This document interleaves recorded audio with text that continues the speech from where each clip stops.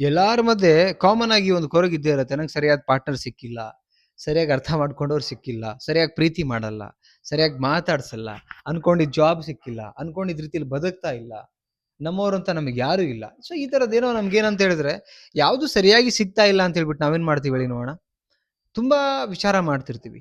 But ಇವತ್ತಿನ ವಿಡಿಯೋದಲ್ಲಿ ಸರಿಯಾಗಿ ಸಿಗ್ತಾ ಇಲ್ಲ, correct, okay, but in depth ಸರಿಯಾಗಿ ಸಿಗದೇ ಇದ್ದಾಗ ನಾವೇನ್ ಮಾಡ್ಬೇಕು, ಹೆಂಗಿರ್ಬೇಕು ನಮ್ಮ ಲೈಫ್, ಸರಿಯಾಗಿ ಸಿಗದೆ ಹೋದ್ರೂ ಕೂಡ ಅದ್ರ ಮಧ್ಯೆ ನಾವು ಹೇಗೆ ಖುಷಿಯಾಗಿ ಸಾಗ್ಬೇಕು ಅಂತ ಹೇಳಿ ಇವತ್ತು ಇಲ್ಲೂ ನಿಮ್ಗೆ 3 ಟಿಪ್ಸ್ ಶೇರ್ ಮಾಡ್ತೀನಿ. ಬಟ್ ತುಂಬಾ ಇಂಪಾರ್ಟೆನ್ಸ್ ಇದೆ, ಮೇಜರ್ ಆಗಿದೆ. ನೀವು ಇದನ್ನ ಸೀರಿಯಸ್ ಆಗಿ ತಗೊಂಡ್ರೆ ಸಿಂಪಲ್ ವಿಚಾರ, ಬಟ್ ತುಂಬಾ ಸೀರಿಯಸ್ ಆಗಿದೆ ಆಕ್ಚುಲಿ. ಹಂಗಂತೇಳಿ ಸೀರಿಯಸ್ ಆಗಿ ವಿಚಾರ ಮಾಡಿ ಅಂತ ಹೇಳ್ತಿಲ್ಲ, ನೀವು ಅದನ್ನ ಇಂಪ್ಲಿಮೆಂಟ್ ಮಾಡ್ಕೊಂಡ್ರೆ ತುಂಬಾ ಯೂಸ್ ಆಗುತ್ತೆ.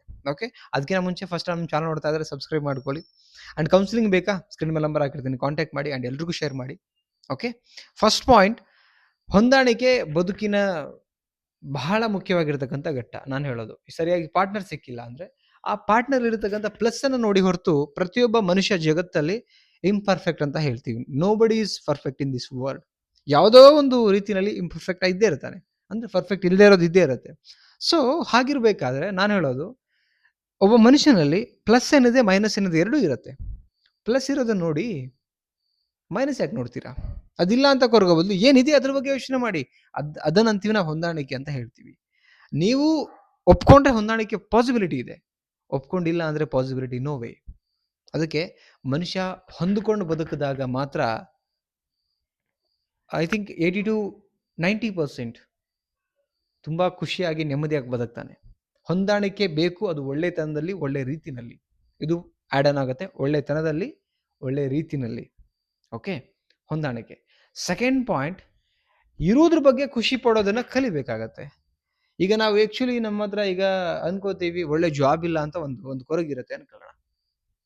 ಎಷ್ಟೋ ಜನಗಳಿಗೆ ನಾವು ಜಾಬ್ ಇಲ್ಲ ಅಂತ ಕೊರಗ್ತಾ ಇದೀವಿ, ಇನ್ನೆಷ್ಟೋ ಜನ ಹೆಂಗ್ ಥಿಂಕ್ ಮಾಡ್ತಾರೆ ಅಂತ ಹೇಳಿದ್ರೆ ನಮಗೆ ಸರಿಯಾಗಿ ಎಜುಕೇಶನ್ ಇಲ್ಲ ಅಂತ ಕೊರಗ್ತಿರ್ತಾರೆ. ಅಟ್ಲೀಸ್ಟ್ ನಮ್ಗೆ ಎಜುಕೇಶನ್ ಇದೆ, ಒಳ್ಳೇದು ಯಾವುದು ಕೆಟ್ಟದ್ದು ಯಾವುದು ಹೆಂಗೆ ವ್ಯವಹಾರ ಮಾಡ್ಬೇಕು ಆ ನಾಲೆಡ್ಜ್ ಇದೆ. ಓದ್ದೇ ಇರೋ ಕೆಲವು ಎಷ್ಟೋ ಜನಗಳಿಗೆ ಎಜುಕೇಶನ್ ಇಲ್ಲ ಅಲ್ಲ, ಅವರು ನೋಡಿದಾಗ ನಾವೇನ್, ನಮಗೆ ದೇವ್ರೊಂದು ಚೆನ್ನಾಗಿ ಇಟ್ಟಿದ್ದಾನೆ. ಇನ್ನೂ ಎಕ್ಸಾಂಪಲ್ ಕೊಡ್ಬೇಕಂದ್ರೆ, ನಮ್ಮ ಹತ್ರ ಕಾರ್ ಇಲ್ಲ ಅನ್ಕೊಳ್ತೀವಿ, ನಮ್ಮ ಹತ್ರ ಬೈಕ್ ಇಲ್ಲ ಅನ್ಕೊಳ್ತೀವಿ, ನಮ್ಮ ಹತ್ರ ಸೈಕಲ್ ಇಲ್ಲ, ಏನೋ ಒಂದಿಲ್ಲ ಅನ್ಕೋತೀವಿ, ಅಥವಾ ನಮ್ಮ ಹತ್ರ ದುಡ್ಡಿಲ್ಲ ಅನ್ಕೊಳ್ತೀವಿ. ಎಷ್ಟೋ ಜನಗಳಿಗೆ ಕಾಲ್ಗಳಿಲ್ಲ, ಕೈ ಇಲ್ಲ, ಕಣ್ಣಿಲ್ಲ, ಹೆಂಗೆಂಗೋ ಬದುಕ್ತಿದ್ದಾರೆ, ಊಟ ಇಲ್ಲ. ನಮಗಿದೆ ತಾನೇ, ಇರೋದ್ರ ಬಗ್ಗೆ ಖುಷಿ ಪಡಿ. ಒಂದ್ ರೌಂಡ್ ಆಚೆ ಬಂದು ಹೋಗಿ ನೋಡೋಣ, ನಾವು ಬದುಕ್ತಾ ಇರೋ ಬದುಕು ಎಷ್ಟೋ ಜನಗಳಿಗೆ ಕನಸಂದ್ಮೇಲೆ ನಾವ್ ಇರೋದ್ರ ಬಗ್ಗೆ ಯಾಕೆ ಖುಷಿ ಪಡಬಾರದು, ಇಲ್ಲೇ ಇರೋದ್ರ ಬಗ್ಗೆ ಯಾಕೆ ಕೊರಗಬೇಕು ನನ್ನ ಪ್ರಕಾರ ಅಂತ ಹೇಳ್ತಾರೆ. ಹಂಗಂತೇಳಿ ಇನ್ನು ಏನೋ ದೊಡ್ಡ ಮಟ್ಟಕ್ಕೆ ಹೋಗ್ಬಾರ್ದಂತಲ್ಲ, ಇರೋದ್ರ ಬಗ್ಗೆ ನಿಮಗೆ ಹ್ಯಾಪಿ ಫೀಲ್ ಇರ್ಲಿ, ಏನಾದ್ರೂ ಅಚೀವ್ ಮಾಡ್ಬೇಕಾ ಅದ್ರ ಬಗ್ಗೆ ಹೆಮ್ಮೆ ಇರ್ಲಿ, ಪ್ರಯತ್ನ ಇರ್ಲಿ.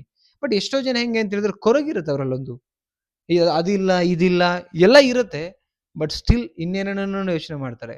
ಸೊ ನಾನು ಇದೇ ಹೇಳ್ತೀನಿ, ಅದಕ್ಕೆ ಇರುವುದೆಲ್ಲವ ಬಿಟ್ಟು ಅಂತ ಹೇಳ್ತೀವಲ್ಲ, ಎಲ್ಲಾನು ಇರುತ್ತೆ, ಎಲ್ಲಾ ಬಿಟ್ಬಿಟ್ಟು ಇನ್ನೇನೋ ಯೋಚನೆ ಮಾಡ್ತಾ ಹೋದ್ರೆ ಜಗತ್ತಲ್ಲಿ ನೀವು ಯಾವುದೇ ಸ್ಥಳಕ್ಕೆ ಹೋದ್ರು ಅಥವಾ ಎಲ್ಲೇ ಹೋದ್ರು ಕೂಡ ನೆಮ್ಮದಿ ಅನ್ನೋದು ಸಿಗೋದಿಲ್ಲ ಸ್ನೇಹಿತರೆ.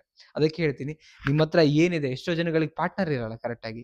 ನಿಮಗೆ ಚೆನ್ನಾಗಿರೋ ಪಾರ್ಟ್ನರ್ ಸಿಕ್ಕಿಲ್ಲ ಅಂತ ನೀವು ಕೊರಗ್ತೀರಿ, ಎಷ್ಟೋ ಜನಗಳಿಗೆ ಮದುವೆನೇ ಆಗಿರಲ್ಲ. ನಿಮಗೆ ಅಡ್ಜಸ್ಟ್ ಆಗಿ ಎಲ್ಲಾ ರೀತಿಯಿಂದ ಒಂದು ಸಂಸಾರ ನಡೆಸುವಂತ ಪಾರ್ಟ್ನರ್ ಸಿಕ್ಕಿರ್ತಾರೆ, ಅದ್ರಲ್ಲೂ ಏನೋ ತಪ್ಪು ಹುಡುಕ್ತೀರಿ. ಎಷ್ಟೋ ಜನಗಳ ಮಧ್ಯೆ ದಿನಾ ಫೈಟು, ಕಿತ್ತಾಟ. ಅವರನ್ನು ನೋಡಿ ನೀವು ಖುಷಿ ಪಡಿ. ಯಾವತ್ತೂ ನಾವು ಏನಿದೆಯಲ್ಲ ಥ್ಯಾಂಕ್ಸ್ ಟು ಗಾಡ್ ಅಂತ ಹೇಳ್ಬಿಟ್ಟು ಬದುಕೋದನ್ನ ಕಲಿಬೇಕು. ಅವಾಗ ನಾವು ರೈಟ್ ವೇನಲ್ಲಿ ಬದುಕ್ತಾ ಇದೀವಿ ಅಂತ ಅರ್ಥ. ಸೊ ನೆಕ್ಸ್ಟ್ ಪಾಯಿಂಟ್ ನೋಡಿ, ನಾವೇ ಅಲ್ಲಿ ನಾಟಕೀಯ ಈ ಒಂದು ಪ್ರಪಂಚದಲ್ಲಿ ಬದುಕ್ತಾ ಇರೋದು, ನಾವೇ ನಾಟಕೀಯವಾಗಿ ಬದುಕ್ತಿದೀವಿ ಅನ್ನೋದು ಗೊತ್ತಿರಲಿ ಅಂದ್ರೆ ಭಗವಂತ ಆಡಿಸ್ತಿದ್ದಾನೆ ಸ್ವಲ್ಪ ದಿನಗಳ ಮಟ್ಟಿಗೆ, ಅಂದ್ರೆ ಕೆಲವು ವರ್ಷಗಳ ಇಲ್ಲಿ ನಾವು ಇರುವಂತದ್ದು ಅಷ್ಟೇನೆ. ಅಂದ ಮೇಲೆ ನಿಮಗೆ ಯಾವ್ದೋ ಕೊರಗಿರುತ್ತಲ್ಲ, ಲೈಕ್ ಏನಂತ ಹೇಳಿದ್ರೆ ಸರಿಯಾಗಿ ಸಿಕ್ಕಿಲ್ಲ, ಅದ್ ಸಿಕ್ಕಿಲ್ಲ, ಬದುಕೋಕೆ ನಾವು ಸರಿಯಾಗಿ ಸಿಕ್ಕಿಲ್ಲ, ನಮ್ ಬದುಕೇ ಸರಿಯಾಗಿ ಸಿಕ್ಕಿಲ್ಲ ಅಂದ್ಮೇಲೆ, ಅಂದ್ರೆ ಎಷ್ಟೋ ವರ್ಷ ಆದ್ಮೇಲೆ ಮತ್ತೆ ಅಗೇನ್ ಹೊರಡ್ಬೇಕಲ್ಲ, ನಾವೇ ಪರ್ಮನೆಂಟ್ ಅಲ್ಲ ಅನ್ನೋದು ಸತ್ಯ ನೀವು ತಿಳ್ಕೊಂಡಾಗ ಇದು ಯಾವುದು ಕೊರಗು ಅನ್ನೋದು ಮೈಂಡಲ್ಲಿ ಬರಲ್ಲ ಸ್ನೇಹಿತರೆ. ಎಷ್ಟೋ ಜನ ಏನಂತ ಹೇಳಿದ್ರೆ ಅವ್ರ ಹತ್ರ ಬೈಕ್ ಇರುತ್ತೆ, ಒಳ್ಳೆ ಜಾಬ್ ಇರ್ತಾರೆ, ಒಳ್ಳೆ ಪಾರ್ಟ್ನರ್ ಇರ್ತಾರೆ, ಒಳ್ಳೆ ಸ್ನೇಹಿತರು ಇರ್ತಾರೆ, ಪ್ರೀತಿ ಎಲ್ಲ ಇರ್ತಾರೆ, ಸ್ಟಿಲ್ ಅಗೇನ್ ಇನ್ನೊಬ್ರು ಒಳ್ಳೆ ಅವ್ರಿಗಿನ್ನ ನೆಕ್ಸ್ಟ್ ಲೆವೆಲ್ ಇರೋ ನೋಡ್ಬಿಟ್ಟು ಕೊರಗಿ ಇರೋ ಜೀವನಾನು ಫೀಲ್ ಮಾಡ್ದಿರಾ, ಚೆನ್ನಾಗಿ ಬದುಕ್ದಿರಾ ಎಷ್ಟೋ ಜನ ಹಾಳು ಮಾಡ್ಕೊಳ್ತಾರೆ. ಸ್ನೇಹಿತರೆ, ನಾನು ಒಂದ್ ಮಾತು ಹೇಳಕ್ ಇಷ್ಟಪಡ್ತೀನಿ, ವೆರಿ ಪ್ರಾಕ್ಟಿಕಲ್. ನೀವು ಕೇಳಬೇಕಾಗಿರೋ ಕ್ವಶನ್, ನಾನು ಎಷ್ಟು ದಿನ ಈ ಭೂಮಿ ಮೇಲೆ, ನೀವೇ ಪರ್ಮನೆಂಟ್ ಅಲ್ಲ ಅಂದಮೇಲೆ ಇನ್ನು ಯಾವುದು ಪರ್ಮನೆಂಟ್ ಇರೋಕ್ ಸಾಧ್ಯ ಹೇಳಿ ನೋಡೋಣ. ಇದ್ರ ಬಗ್ಗೆ ತುಂಬಾ ನೀವು ಕೂತ್ಕೊಂಡು ಯೋಚನೆ ಮಾಡಿದಾಗ ಅನ್ಸುತ್ತೆ, ನಾನೇ ಪರ್ಮನೆಂಟ್ ಇರಲ್ಲ ಅಂದ್ಮೇಲೆ ಯಾಕೆ ಮನೆ ಮಾಡ್ಬೇಕು, ಇವೆಲ್ಲ ಥಾಟ್ ಬರ್ಲಿಕ್ಕೆ ಶುರು ಆಗುತ್ತೆ.